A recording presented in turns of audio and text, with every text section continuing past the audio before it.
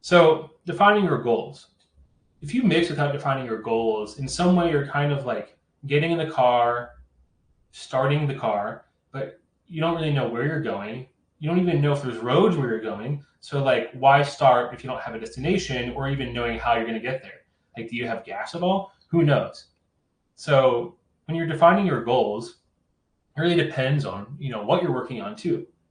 Are you working on a AAA action adventure game that's cinematic in nature and has heavy narrative elements? Or are you working on a multiplayer game where combat and gameplay clarity take precedence over everything else? Once you know what your genre is and the expectations of the game itself, this will inform all of the decisions from sound design to mix that you make moving forward. And I think that kind of informs the big picture that every little piece is contributing to. So in defining your goals, there's a few important points that I usually like to hit early on in production.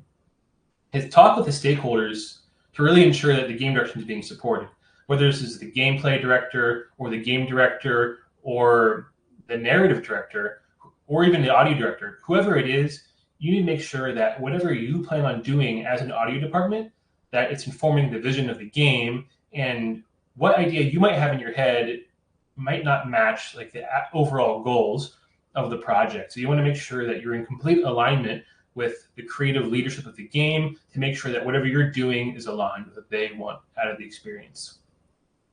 Once you do this, it's also super important to communicate this vision and everything else with the rest of the audio team.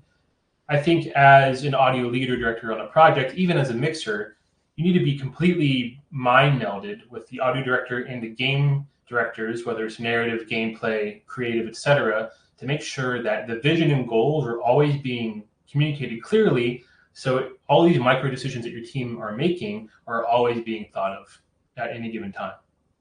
And this needs to be easy to refer back to always. It's like having a plastered on your wall like the 10 Commandments. But at this time, it's just like, what are the commandments of this audio production for this game?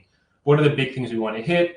What are the things we're keeping in mind? We need to make sure that for the entire team, it's clear, concise, and easy to refer back to. And once you have that, every single decision that you make, from sound design to mix to everything else, needs to go through the lens of the vision of the game. I think there can always be a little bit of dissonance between what we want to hear and what the game really needs. So I think being able to kind of filter all your decisions through that is obviously super important. You're kind of thinking, how can gameplay support the narrative beats of this game? Or how can the mix, support the puzzles and the combat to make sure they're extra clear? Every single decision you make, from the smallest EQ move to the biggest mix move, always needs to be filtered through that lens of what is the goal of this game.